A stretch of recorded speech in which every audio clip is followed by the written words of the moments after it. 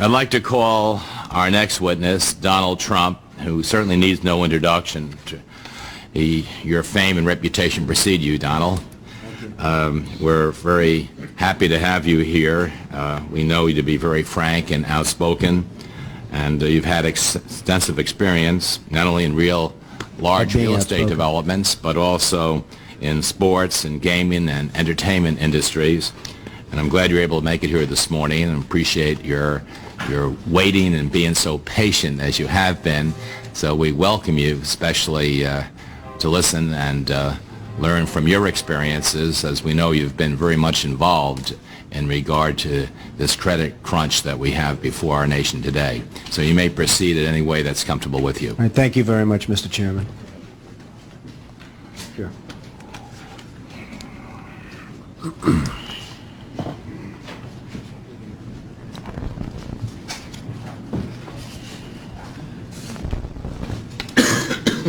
What do we wait for?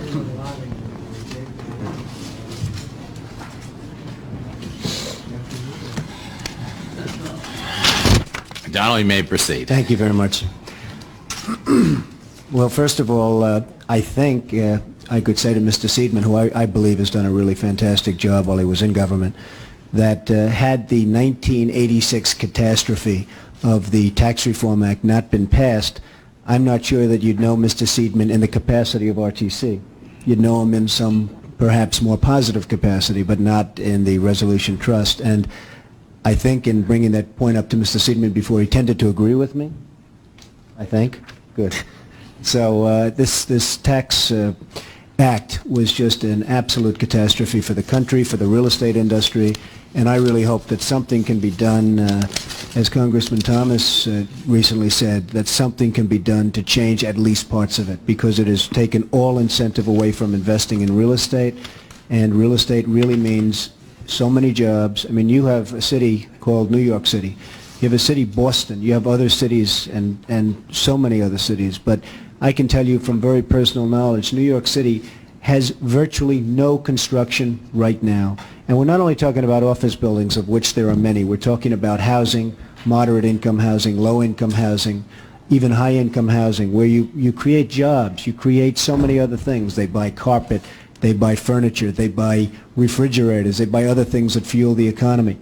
And incentive has to be put back into the construction of things that are needed, such as housing of all kinds. I heard this morning that we've had the lowest number of houses built in terms of the housing since 1946 or 1947.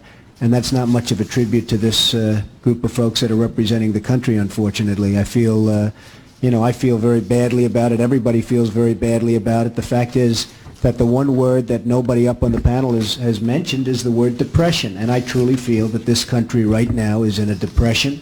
It's not a recession. People are kidding themselves if they think it's a recession. You look at what's happening in the automobile business, in the retailing business. The retailing business in any part of the country virtually is a total disaster. But the real estate business, we're in an absolute depression. And one of the reasons we're there is what happened in 1986, in addition to what Mr. Seidman said, is what happened in 1986 with the changes. So I really came on the basis that I wanted to, I'll answer questions on it, but I wanted to discuss the Tax Act of 1986. Active, passive, you're absolutely right, 100% right, and something has to be done. It has to be brought back. It has to be reformed. It has to be taken care of. I think for certain types of building, such as housing, I think depreciation schedules should be very severely limited, cut, so that people have incentive to build housing as opposed to commercial, which really, again, the commercial is probably taken care of for a long while. The reason it's taken care of for a long while, however, unfortunately, is the fact that the economy is so bad that there's no reason for the commercial. And I think that gets taken care of and gobbled up very quickly if the economy improved. One of the big things that we don't have today that we used to have, and that was a very good thing for real estate, and that's the whole word of syndication and investment.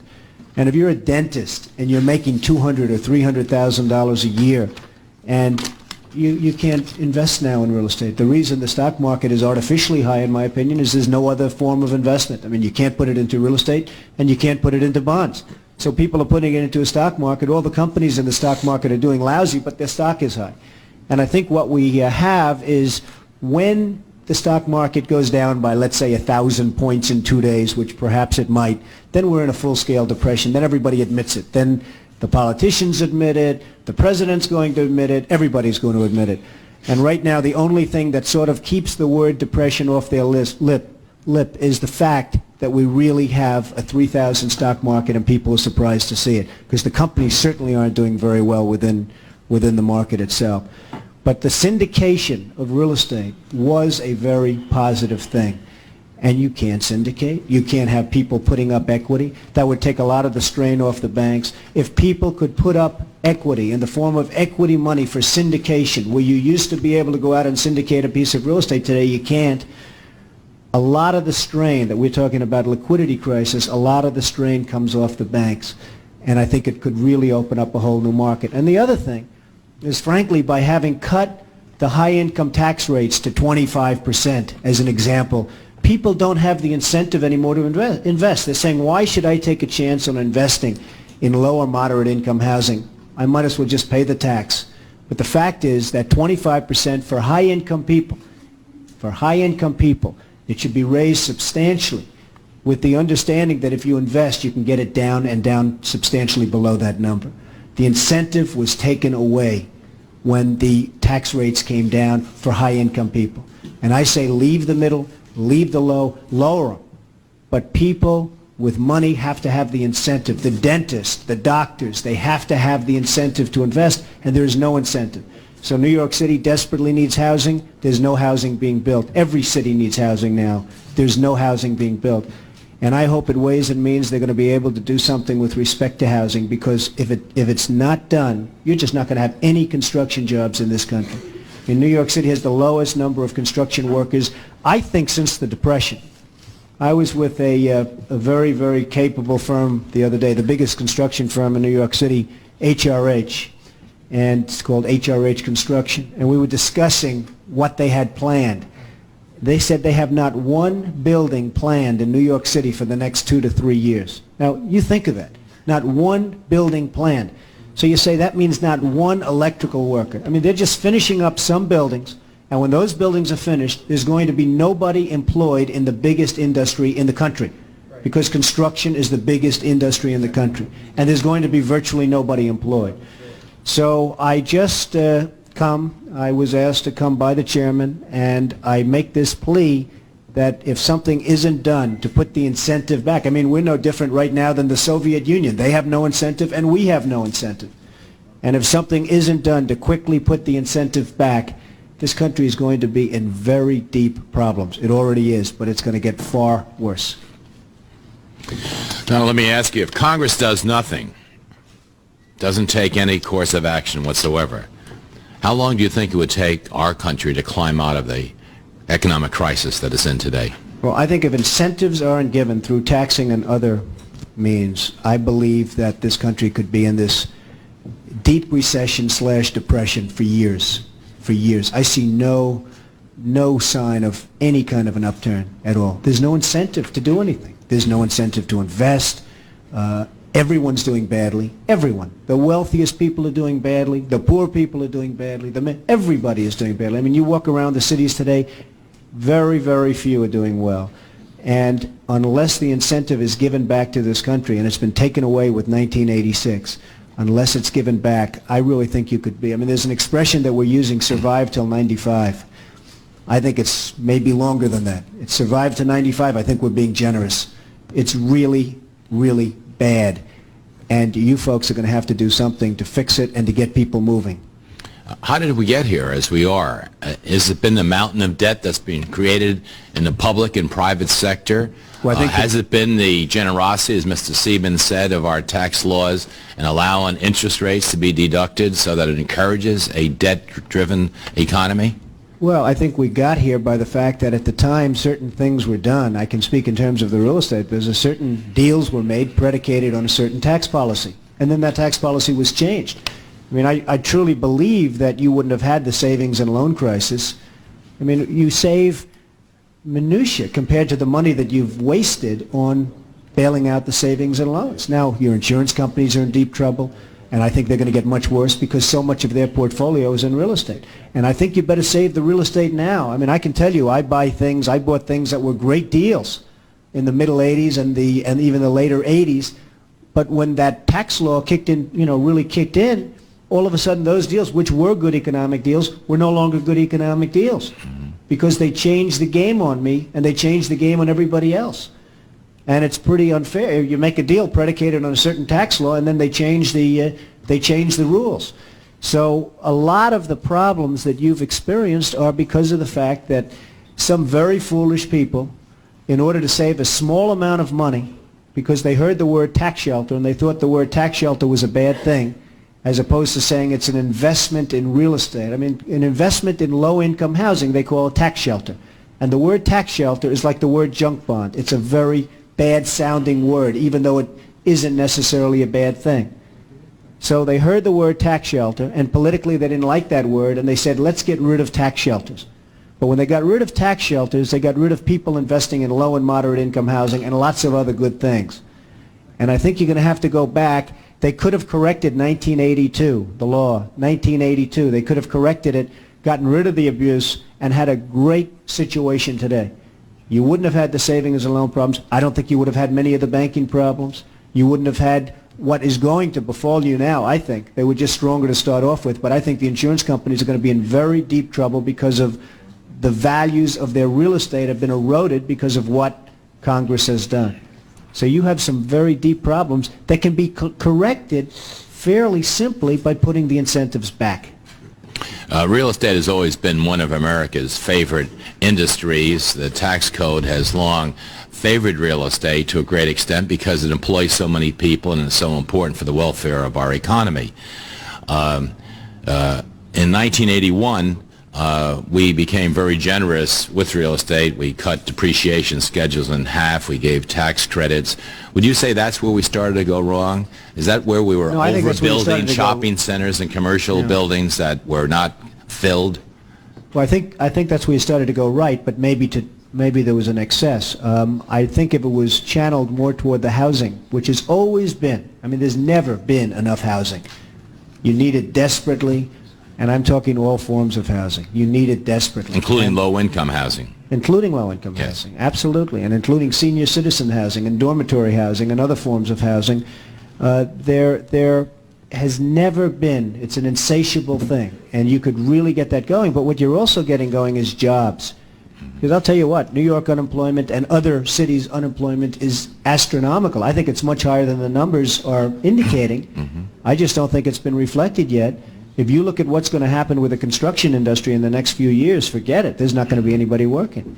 So I really think you need that for a lot of reasons, but also to spur jobs. Passive losses is one thing that many people draw attention to. Mr. Seidman, you did, members of this committee did. When we passed it, we had no hearings to my knowledge on it. It happened almost overnight, and it was a surprise, so that it was never given the full thought and attention it should have before we made such a bold and important move.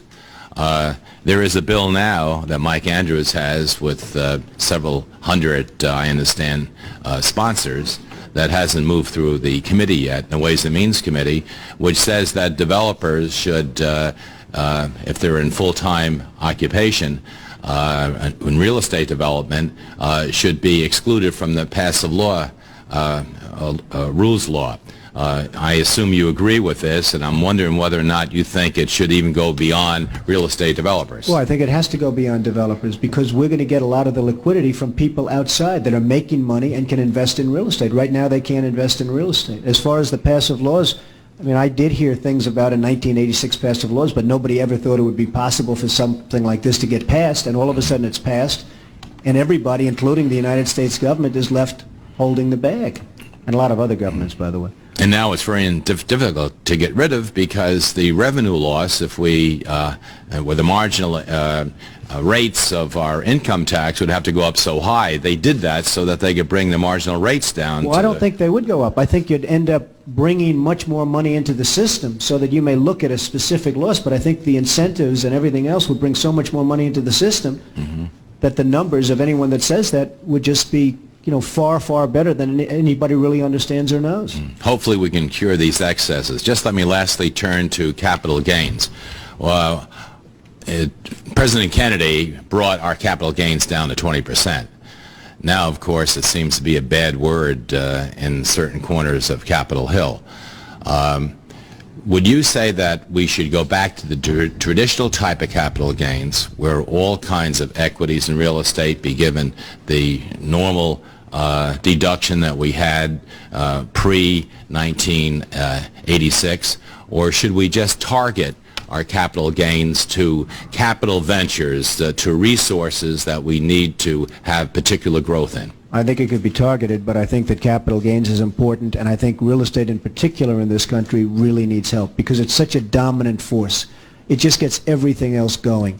And if you can get real estate going, if you can get construction going in the country, I think that's the way you get out of the recession or depression. And for savings, super IRAs like Benson has over in the Senate side, you're for that? Absolutely. Okay. Thank you very much, Donald. Thank you. Hal Rogers? Thank you, Mr. Chairman, and thanks for being here, Mr. Trump. Thank you, Mr. What would prevent, if we restored the passive loss provision of the 86 Act, what would prevent excesses under a reinstated passive loss provision that led to over-commercial building previous to 86? Well, I think one thing that could be done is you could re-examine this over the years so that if in 2 or 3 or 4 years you saw a great deal of housing, and I think that would be unlikely because it does seem to be insatiable, but if you saw, and I hope you'll have this problem, frankly, but if you saw so much housing being created by the reinstatement or the cessation, I think that you could probably take another look at it and maybe terminate it at that point for the future. But I just feel that you really, I mean, that was a tremendously negative provision, and it really hurt this country. It truly hurt the country. Would you limit its reinstatement to residential properties? Well, it just seems that that's what's really needed now. I mean, everyone agrees that you need housing, and you probably always will need vast amounts of housing. So it seems that that's what's needed, but you have to understand when the economy comes up. You know, these buildings, many of the buildings built right now, built and empty and see-throughs and all, when they were built, it seemed like a good idea by a lot of people and a lot of honest people. You know, the banks that loaned the money weren't all bad, and what happened to a lot of people is the economy went bad. And now everybody says, how could they have built this much space? But the fact is, this space, if the economy had stayed like it was in 86 and 85, that space would have been gobbled up and they'd be building more and everybody would be happy right now. I mean, the economy went very, very bad. And you look at various cities, they're cutting back on space. I mean, I'm seeing things where they have less space this year than they had 2 years ago. It's you know, unheard of statistics. So nobody could have predicted what was going to happen with the economy. So it would be nice to have it across the board. It would be nice to say that the banking system and various other controls will take care. But you certainly, at a minimum, you should have it for the housing industry, my opinion. Mr. Seidman seemed to say, and he's behind you and can correct me if I'm misstating his testimony, part of it. He, in essence, said that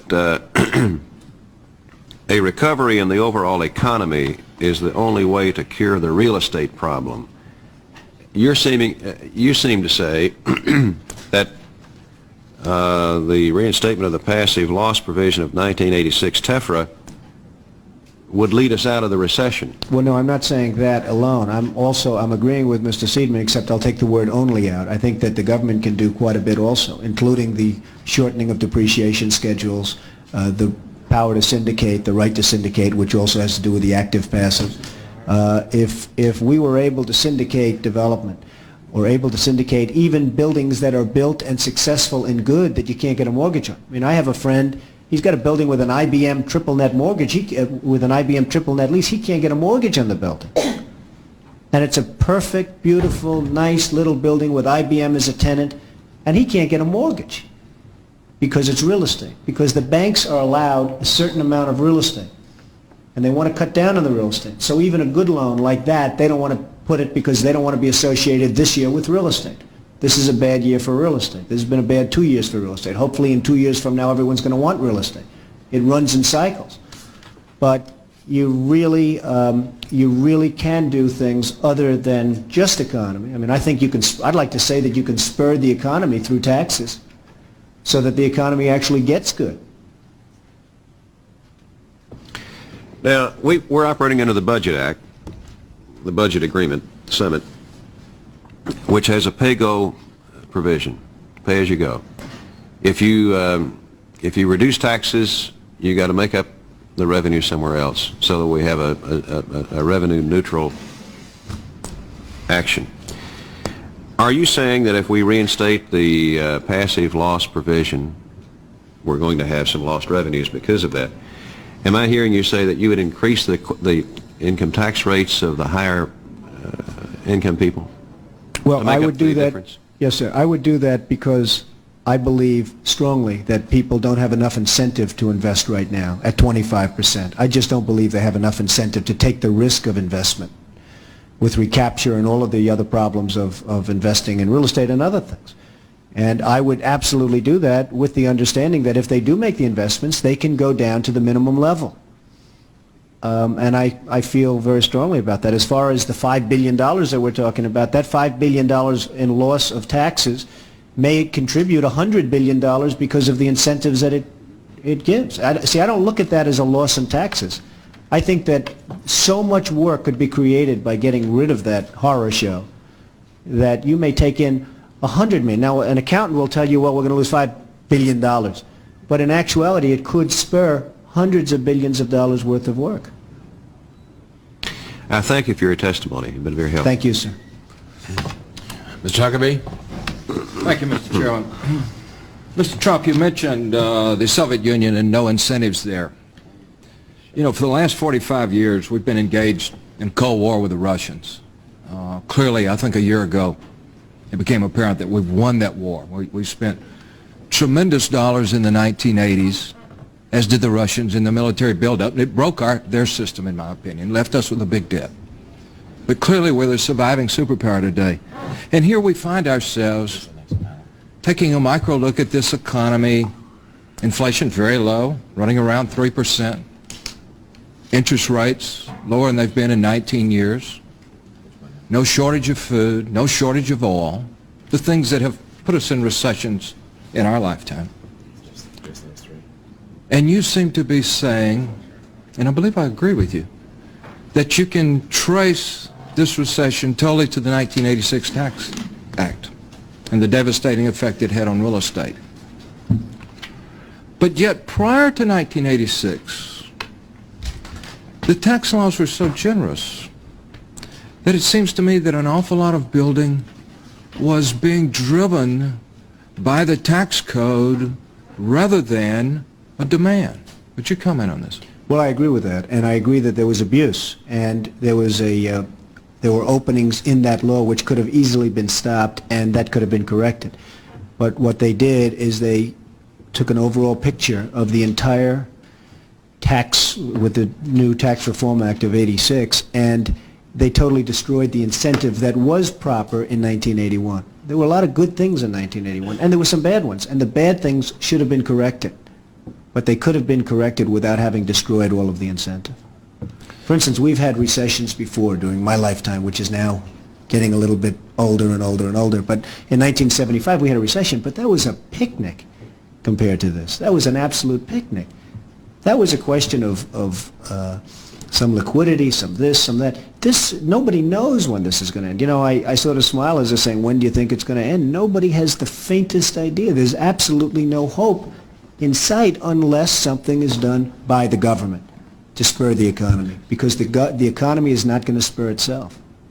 I think all of the members here have seemed to imply that they favor the changes in the passive losses. You've mentioned changing in depreciation schedules, I guess reverting back to accelerated depreciation. I think that was one of the areas, looking back in the past, that was perhaps the greatest abuses, where one could recover their entire investment in perhaps 3 years as a result of tax write-offs. Which of these areas do you think would be more important? Well, I think the accelerated depreciation and the shortening of schedules is very important in terms of getting something going. And again, we really need something going now. You can come back in 2 years or 3 years if it starts moving, and you can terminate that. But you have to get something going. If it's not started soon, we're just going to be in a free fall. I agree with you that there's probably an infinite demand for housing out there, and that we certainly should change our tax laws to encourage investment there from low-income housing all the way up the scale. But you've suggested a new twist here, that it's necessary to raise the top tax bracket from the 31 to 33% up to 40 or 50%, and in order to encourage people to invest in these areas. Is that really correct? If we had the passive losses and the accelerated depreciation, and one could anticipate future increases in the value, do you think it's necessary to increase the tax rate? I think it would be a big help for the upper income taxpayer to have incentive, rather than paying taxes, to invest. I think that the accelerated depreciation schedules being shortened would be a tremendous help, for the obvious reason that you'd be able to get, assuming the active, passive, and assuming the right to syndicate, you'd be able to get investors to come into real estate transactions. And I'm not talking about only new building. I'm talking about existing. Because you have existing buildings with mortgages on them, where the mortgages are coming due, and there's no bank in the world, and I'm talking good buildings that are making money, there's no bank in the world that will give you refinancing. So if you could bring in equity money through syndication, that would be a great thing. That would be a really great thing, because you'd open up the liquidity of the system, so the banks can loan not only to real estate but to other things, because right now there's just no liquidity. If you brought in equity, non-interest bearing equity, that would be a tremendously positive boost for the economy. How high do you think you would have to take the top tax brackets in order to make this happen? Well, I mean, the higher it is, the more incentive there would be. I guess it was 50 and it was 60 at one point, and it was obviously even higher than that. But the higher it is, the more incentive. And I don't mean middle income, and I don't mean low income. If anything, that could be stay the same or be lowered. But I'm talking about the people that are making a great deal of money should have an incentive to invest. And I know it was 50, and I'm talking about a substantial increase with the ability to get it down to the minimum number. Thank you. Create a lot of jobs. Mr. Thomas? Thank you, Mr. Chairman. It's a pleasure to meet you, Mr. Trump. I've never really heard you in terms of your professional expertise. I've only read about you in terms of other activities, and I have to say that I admire you in terms of your professional expertise. I have been fighting the 1986 tax bill ever since it was passed. I think there were 3 really pernicious provisions, along with all of the other onerous ones. We've been talking about one in particular, changing of the rules, and I'll spend some time about passive loss in a minute. The second one that we haven't dwelt on was the change which almost invited, literally invited, the American homeowner to exchange equity for debt, because we removed the tax deductibility of consumer debt and then changed the rules to allow them to squander the equity in their homes. Absolutely. And then thirdly, a point that Mr. Seidman mentioned that most people don't realize was the retroactive aspect of that bill, where many people had made decisions about pensions and their retirement tied to real estate, in which the government changed the rules after the fact. You could not believe the decision that the government made prospectively, and I think psychologically that would significantly damaged us. In terms of passive loss, I know there are a lot of people watching who don't really understand what we're talking about. We're talking about the rules under which people make decisions to invest their money. There's no question that there were tax strategies built into the code that allowed people to take advantage of so-called shelters. We've talked about the excesses of the early 80s. The cry for 1986 was, don't let the tax code dictate economic behavior. But I think you've quite rightly pointed out that one of the reasons the stock market is overly priced is that because of the tax code, that's the only game in town, that we are dictating economic behavior today. The loss of equity in terms of the homeowner is a tax code structure. We are continuing to dictate economic behavior. And I think the thing you have to understand, which I know you appreciate, is that the tax code is going to dictate economic behavior. There is no way for it not to if you have a tax code. And what you've asked for is for the tax code to create incentives for behavior. I agree with you. The problem is, I think people are overstating the correction necessary for passive loss changes. The bill that I originally sponsored and that I agreed to join in a co-sponsorship with Mike Andrews of Texas has been honed down to only cost about $2.8 billion over 5 years. The problem with the passive loss rules changes, as you well know, was not just to get rid of tax shelters. That is, people who were not materially participating in real estate, like the dentists and the doctors that you had suggested would reinvest, were investing for purposes of tax shelters. There's nothing wrong with allowing them to invest if they believe they can have an economic gain.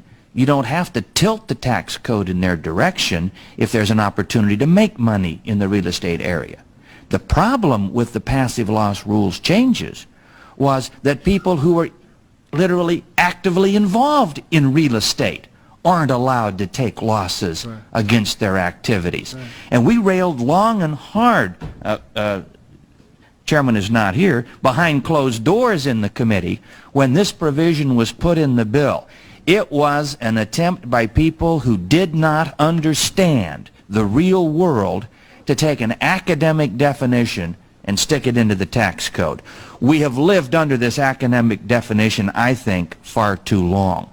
And I really appreciate your real world plea that we make the kinds of adjustments that won't lead us to the over excesses of the early 80s, but will allow those who want to participate and to create an active real estate market to be able to do so. One last comment on depreciation.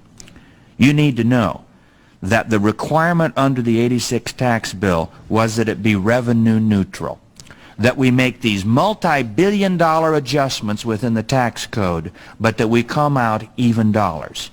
The depreciation schedule was literally an accordion that was squeezed or stretched to produce the dollar numbers necessary to make the package revenue neutral.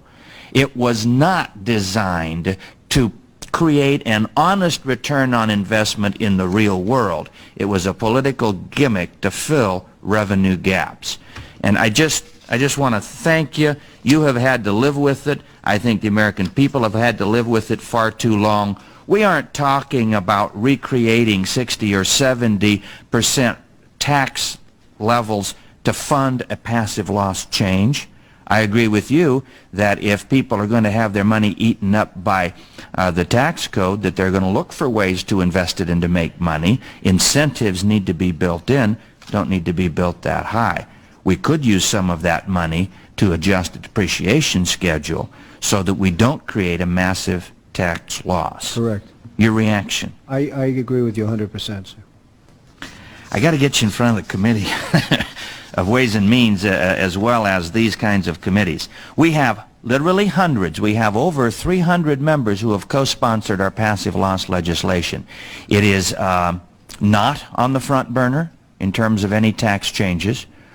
What is being contemplated by the committee are political responses of adjustments within brackets to create a quote-unquote tax break for the middle class.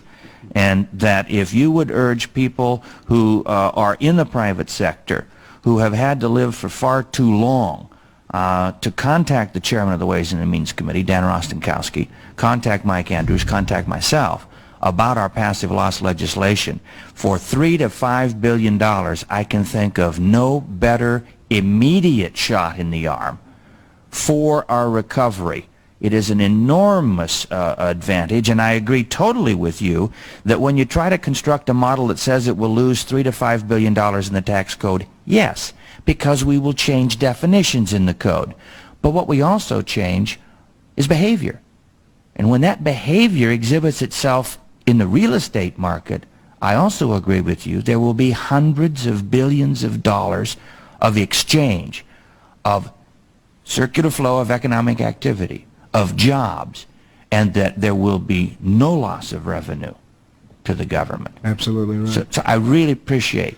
I wish I had a lot of questions for you, but you already said everything for me that needed to be said. I just wanted to put it in the context of where we are. A relatively simple change to correct a serious error in the '86 tax bill could go a long way, structurally, but I think also psychologically, to indicate that we are doing something, we do understand the problem, and we are responding.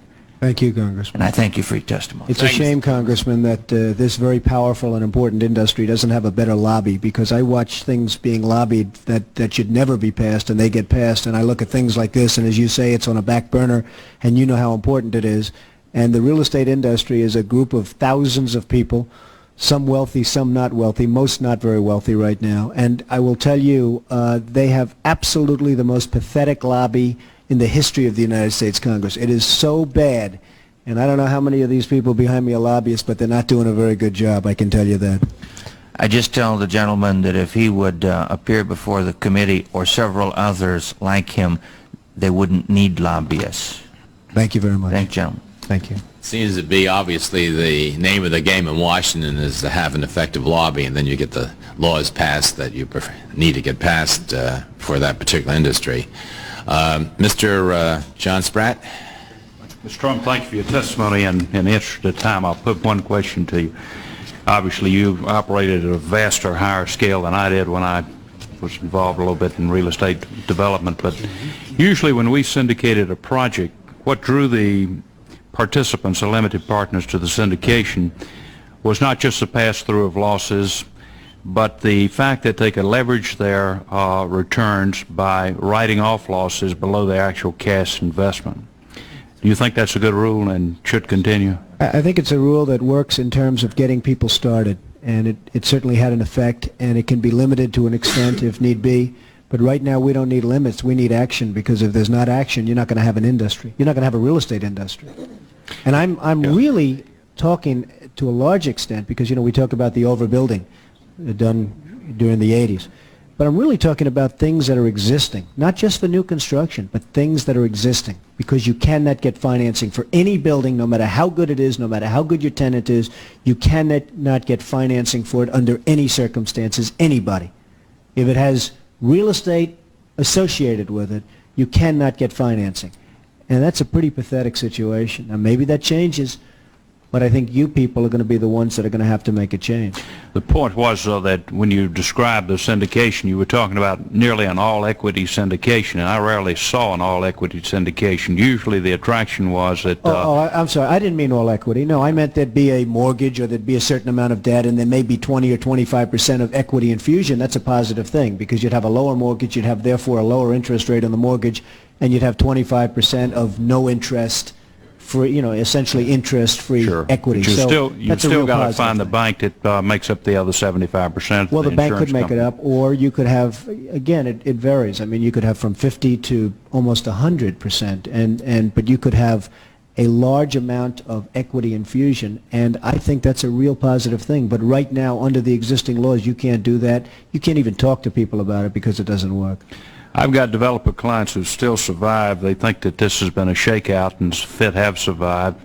And they look back on the period from 81 to 86 and they say there were a lot of characters in the business who shouldn't have been there. They were distorting the market by doing deals that were totally tax deals. They had no economic reality. Would you agree with that assessment? I would partially. I think there were a lot of good people in the market that got whacked, and I think that there were a lot of bad people that maybe deserved to get whacked. Thank you very much for your testimony. Thank you, sir. Thank you. Thank you very much, John. Helen Bentley, please. Thank you, Mr. Chairman. Mr. Trump, I want to thank you for being here today and for your stand on American manufacturing over the years. I was one of those with Mr. Thomas who early on as they were considering the 86 Tax Act I described it as it stinks, and I think that's the best description I can still give to it today. You've been talking about real estate here, but that Tax Act also eliminated investment tax credits. Yes. It eliminated interest deductions on the purchase of items. And we have a little bank in my area, which just this past week has reduced by 1% the interest on anybody who wants to buy an American car. Okay? The number of phone calls that that bank has had since that ad was put in has been phenomenal. And what do you think would happen to getting manufacturing going, which in turn helps with your real estate, et cetera, if we would give some inducements to investment tax credits on American manufactured products? I think it's a truly spectacular idea. Okay. Oh, there we are. Are you going to join me, Mr. Thomas? I already have a bill in for Mr. tax Bernie? credits. Okay. So I agree with you. Okay, very good. I need to get some of my good Republicans to agree with me on that too. But I think one of our problems has been that we've been talking about free trade far too much instead of fair trade.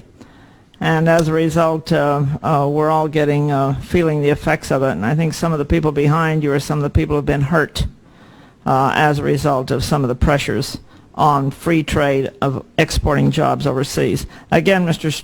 Trump, thank you for being here today, and I'd someday like to pursue some of your thoughts on the manufacturing further. Thank you, ma'am.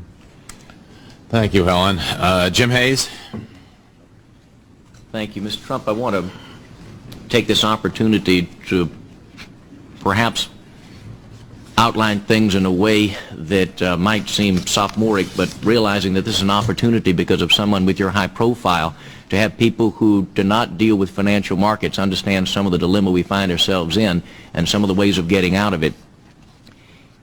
Explain in very simple terms how a developer such as yourself with an idea for a project takes the cost of the project prior to 1986 and the impact of that act, takes that project cost, proposes a financing mechanism, and goes about getting investors. Just briefly outline anything, whether it's a commercial or residential real estate venture. That's a long, it could be a pretty long answer, but just briefly, you conceive of a development in a site. It usually starts with a piece of land.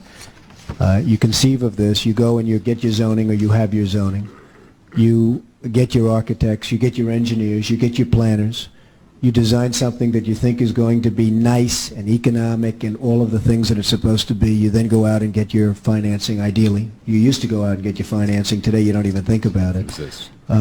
You then go out and get your financing, you build your job, you hopefully have a success, and you've created a lot of jobs in between for lots of people that are buying lots of different things for the families, including other homes, et cetera, et cetera. And that's really a process, and that is the process. But that process is now circumvented because it's impossible to get financing for any development in this country, I would say, right now.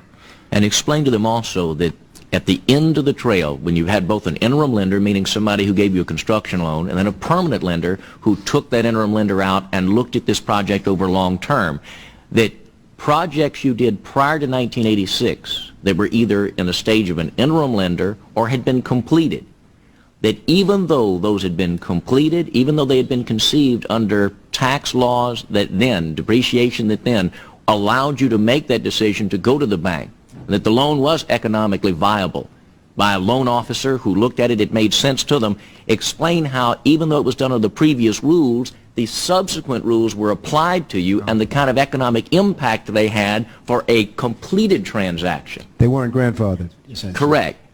You bring up a great point, because I have never understood how this is possible.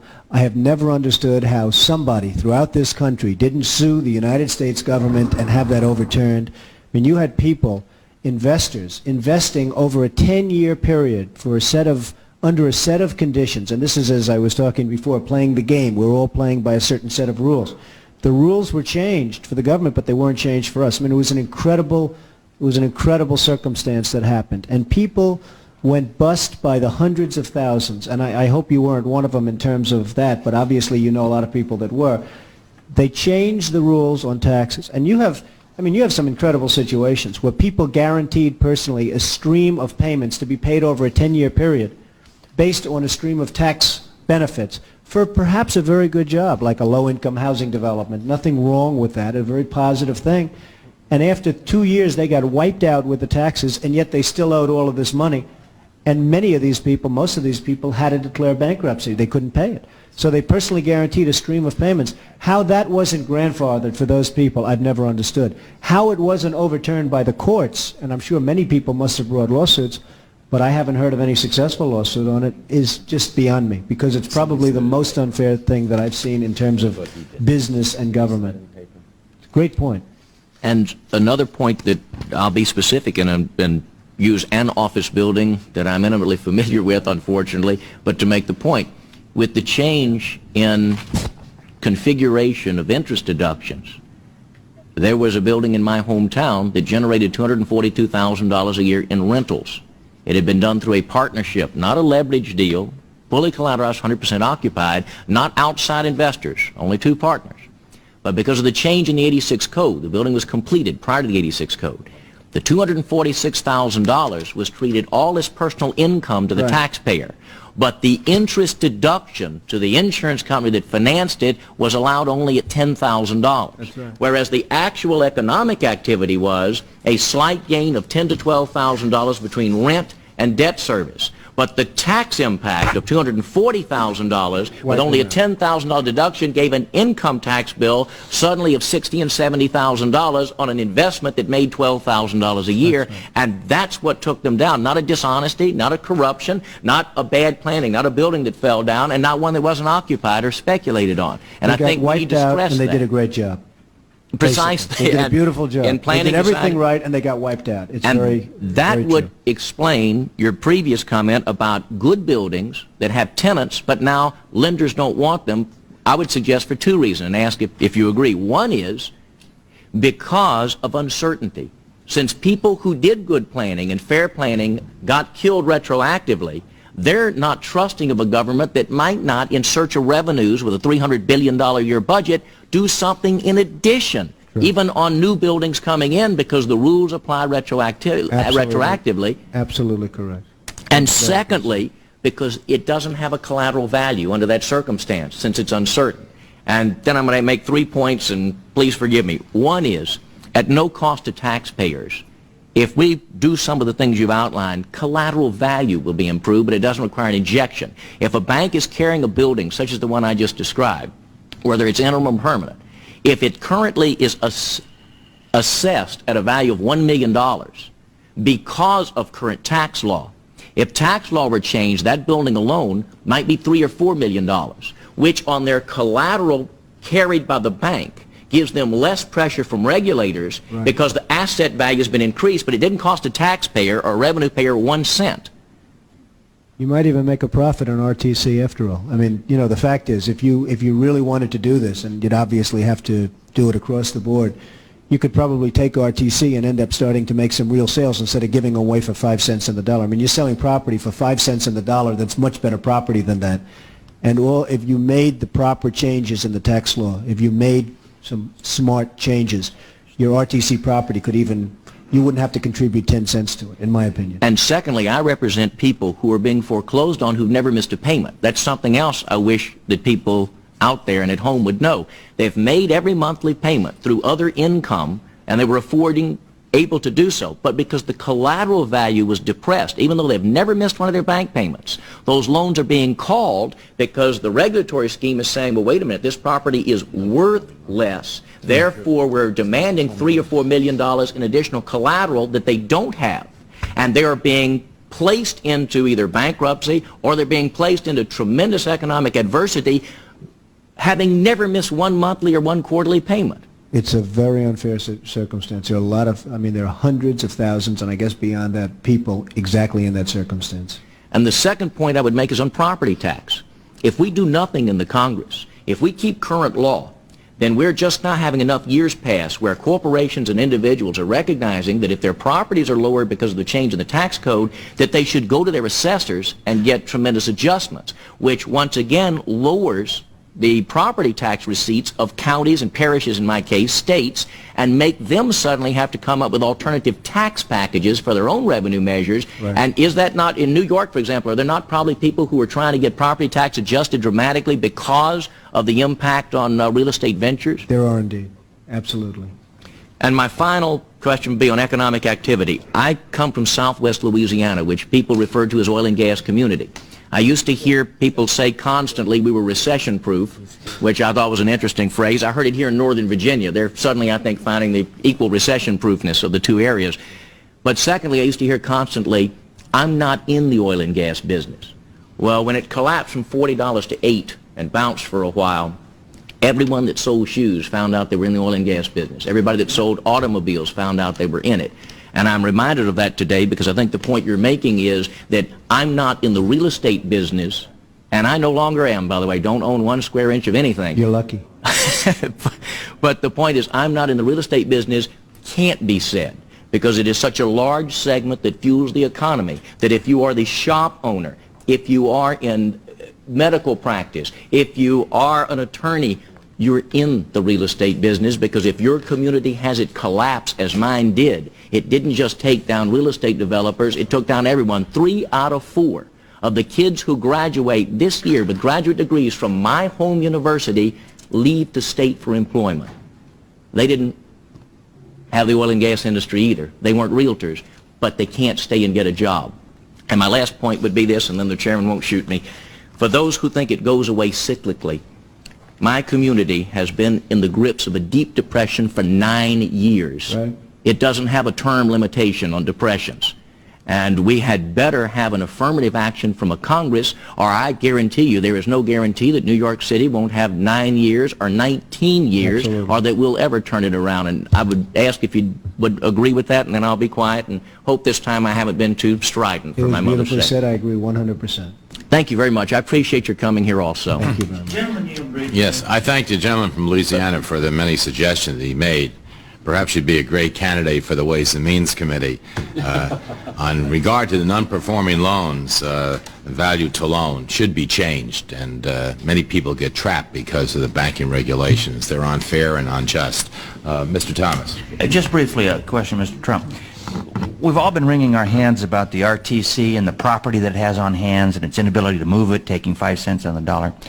As an investor, what would your opinion be of the Congress's making those kinds of changes in the tax code, as we've indicated, passive loss, modified depreciation, and so on, and then have the RTC, rather than cherry-pick properties, simply batch them on the basis of some criteria, chronological listing or whatever, some good with the bad, and put them out there and see what would happen in terms of the market? I think you'd move a lot of property that way. I agree. I think that you should make the changes. You shouldn't sell another property. You should make the changes and then sell the property, and you're going to get money that you wouldn't believe. But not cherry-pick in terms of putting the No, best properties out, batch them and that let I the agree private with. sector sort it out. I would agree with what you just said, but I really think that you should stop selling property until such time as you straighten out the tax code, because those properties are being sold artificially low because of a bad tax code. Appreciate the answer. Thank you. Thank you, Mr. Chairman. Donald, the real estate industry is 20% of our GNP. Employs 8 million people, and I understand, according to a statement that you filed, there is $200 billion in tax revenues that's realized nationally. And you've spoken up for a very important sector of our economy, and the sector that took the biggest hit in the tax reform of 1986. And there are a number of corrections that should be made for the sake of the growth of our economy. Otherwise, it will be too late if we don't move soon. So I want to thank you for your insights. I thank you for being here. I hope sometime soon we will have the advantage of your thoughts and your suggestions and your contributions before the Ways and Means Committee, because I think some of the tax suggestions you make have a great deal of validity to them.